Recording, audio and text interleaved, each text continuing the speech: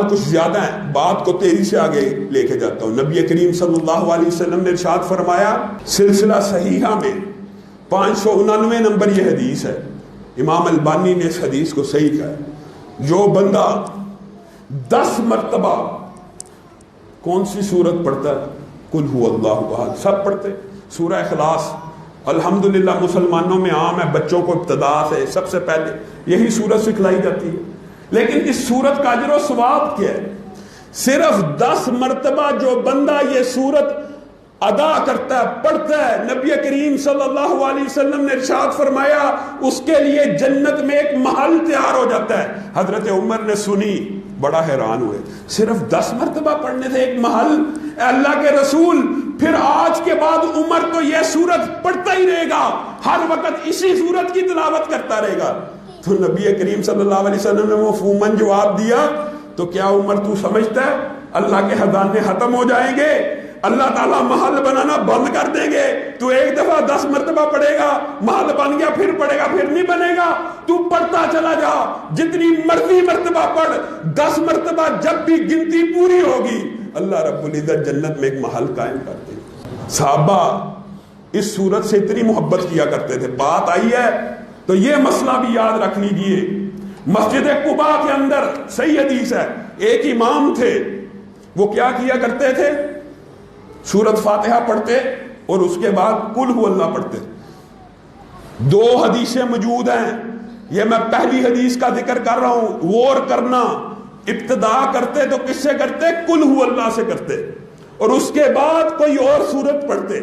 ہمارے بعض بھائی معاشرے میں عجیب و غریب فلسفہ لیے پھرتے، جی قرآن پاک کی جو ترتیب اب لگ گئی ہے، ترتیب توقیفی جو نبی کریم نے لگائی ہے، اس کے خلاف نہیں پڑھنا چاہیے۔ صحیح حدیث آپ کے سامنے رکھ رہا ہوں، وہ پہلے قل هو اللہ پڑھتے، بعد میں کوئی اور سورت پڑھتے۔ قل هو اللہ کے بعد کتنی کو سورتیں ہیں قرآن پاک میں؟ بتائیے، ہے نہیں؟ تو پھر کہاں سے پڑھتے؟ پیچھے سے۔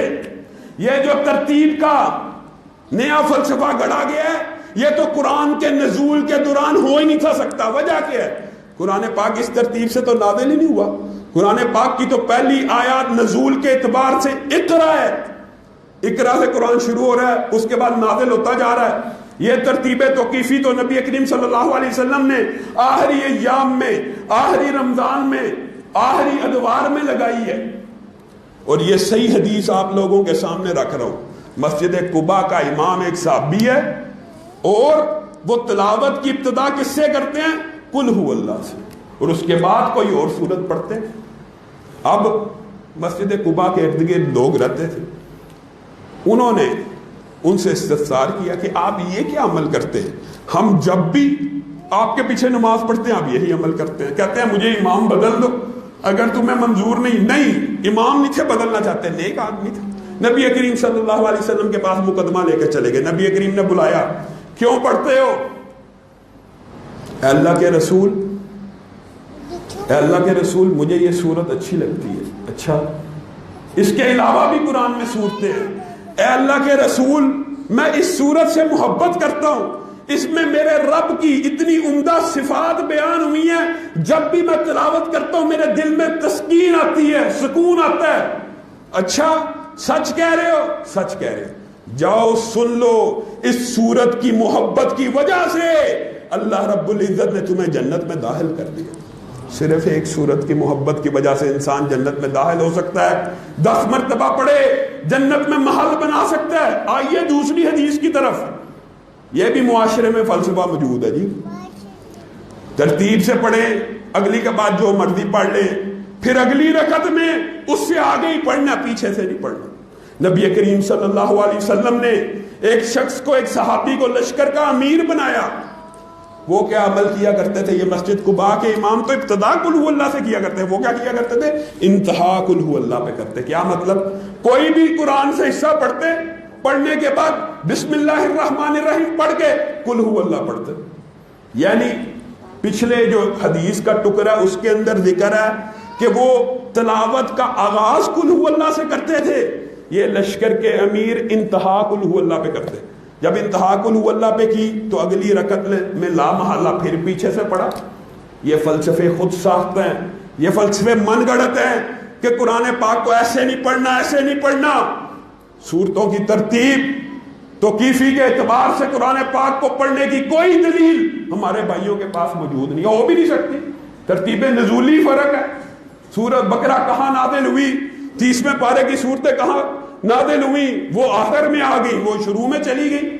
یہ تو اللہ رب العزت کی مرضی ہے، اللہ رب العزت کی ترتیب ہے۔ تو یہ مسئلہ سمجھ لیجئے کہ آخر میں پڑھنے سے یا شروع میں پڑھنے سے، بعد میں کوئی بھی صورت پڑھنا، اس میں کوئی حرج کی بات نہیں۔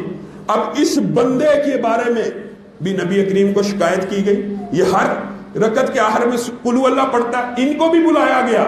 نبی کریم نے پوچھا، انہوں نے بھی وہی جواب دیا کہ مجھے رحمان سے بڑی محبت ہے، اور رحمان کی صفات اس صورت میں موجود ہے۔ ان کو نبی کریم صلی اللہ علیہ وسلم نے بشارت دے کے جنت کی بات نہیں کی، بلکہ کیا کہا، تم رحمان سے محبت کرتے ہو؟ ہاں میں رحمان سے محبت کرتا ہوں۔ سن لو، رحمان سے وحی آئی ہے کہ رحمان تم سے محبت کرتا ہے۔